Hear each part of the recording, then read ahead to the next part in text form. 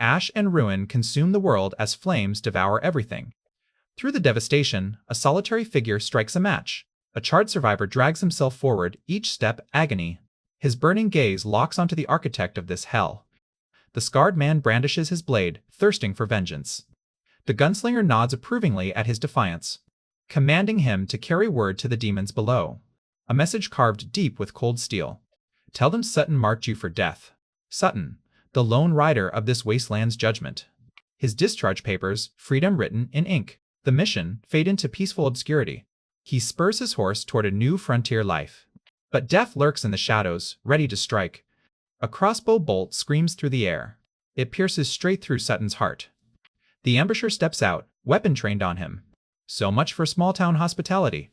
The bolt disintegrates like ash in the wind. Sutton slowly raises his hands in mock surrender. He declares his name, John Sutton, bearer of a writ from the eternal flame. The man buys his explanation, directing him toward Fairford. Sutton acknowledges the local sheriff, George, with a hat tip. Their handshake marks an uneasy truce. George watches him leave, praying their paths never cross again. Sutton enters Fairford, a town wrapped in unnatural silence. A towering stone statue dominates the town square. Its cold eyes seem to track his every movement. Hostile eyes track his every movement through the street. Sutton navigates the unwelcoming gazes of Fairford's residents. Even innocent children regard him with fearful suspicion.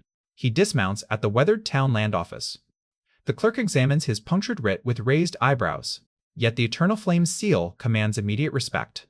Sutton shrugs off his bullet wound as a warm welcome. Nothing says small-town hospitality quite like attempted murder. The official extends his hand, Jonas Halden, land commissioner. That ominous statue continues haunting Sutton's thoughts. Jonas reveals the statue honors his late father, a Mage Wars veteran, like Sutton himself. Genuine worry creeps into Jonas's voice as he warns Sutton. He offers to relocate him somewhere safer, away from trouble. Sutton dismisses the concern. He can handle himself. With a heavy sigh, Jonas leads him to the property. During their ride, Sutton presses for details about the father's story. A scout who survived Torrance Plains, something Sutton knows was impossible. Jonas tells of a water mage's trap and his father's miraculous escape. The tale turns dark. His father became this town's first mysterious death. Sutton notes Jonas's father's incredible luck in surviving. He just wants his new property to be peaceful. Instead, they arrive to find a hostile confrontation unfolding. Jonas conveniently left out this crucial detail. Several men corner a woman and her children with threats. Jonas charges forward, shouting the woman's name. Ellie shields two children behind her, refusing to back down. The ringleader leers closer, mistaking her resolve for terror. Her face shows no fear, only complete revulsion. Rough Hand sees Ellie as Jonas screams her name from afar. The thug sneers at Jonas's authority, just daddy's hand-me-down title. A cold voice slices through the chaos, declaring ownership of this land. The thug waves dismissively, they're merely conducting routine business. Sutton counts down from 2 before turning them into garden decorations.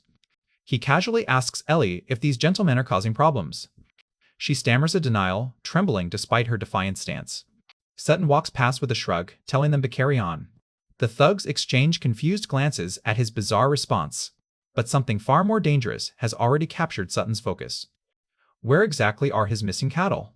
The boy blurts out that these men are nothing but thieves. His sister clamps a hand over his mouth, terror flashing in her eyes. Too late, Sutton caught every word. He towers over them, his voice ice-cold as he demands answers. Ellie stammers, desperately claiming the boy said nothing important. The lead thug sneers, calling the kid a liar. Sutton steps closer, his smile deadly as he confirms he heard everything perfectly. Apparently, he takes his livestock very seriously. The thug's cocky grin vanishes as Sutton's hand crushes his throat. And a masterclass in what happens when you cross John Sutton. The thug's body crashes violently into the wooden wall. Sutton leans in, his voice cutting through the silence like steel. 3 days.